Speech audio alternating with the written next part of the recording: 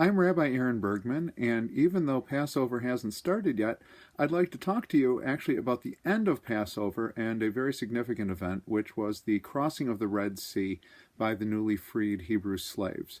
But let me start first with Neil Armstrong and Eugene Cernan. Most people around the world for many decades knew exactly who Neil Armstrong was.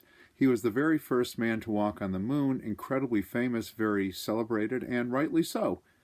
Eugene Cernan was the very last man to walk on the moon, in many ways just as brave, just as courageous, but certainly less celebrated. We have a society that really celebrates the ones who go first, but not so much the ones who go last. And I'd like to think about that a little bit, about the story of the crossing of the sea. At the beginning of Passover, we talk about how the slaves leave Egypt and they're freed, and they come to the Red Sea.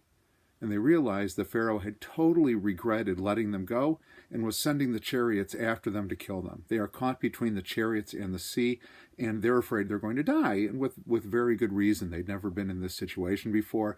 They didn't have an army. They didn't know what to do, and they're trapped. And the sea has not parted yet. They don't know it's going to.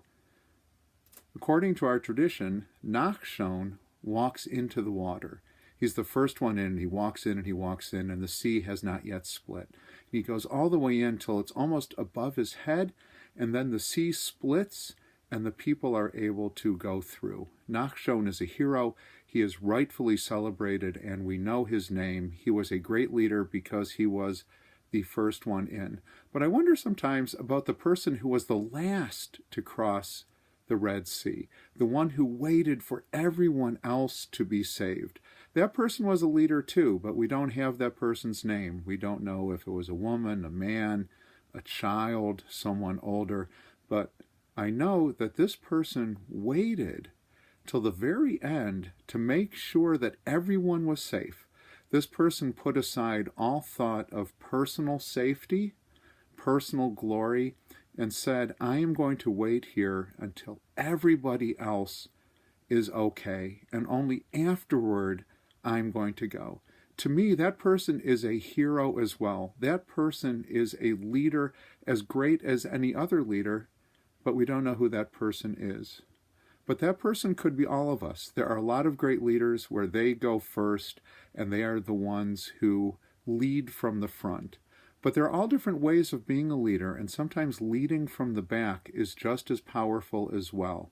The person who makes sure that everybody else is okay, who puts aside their own needs, doesn't end their own needs, but puts them aside until everyone else is okay. There was a baseball manager who used to say that nice guys finish last. But it's not true. You can come in first by being the last sometimes. Have a very sweet and happy Passover and figure out what is the best way that you can help, the best way that you can lead.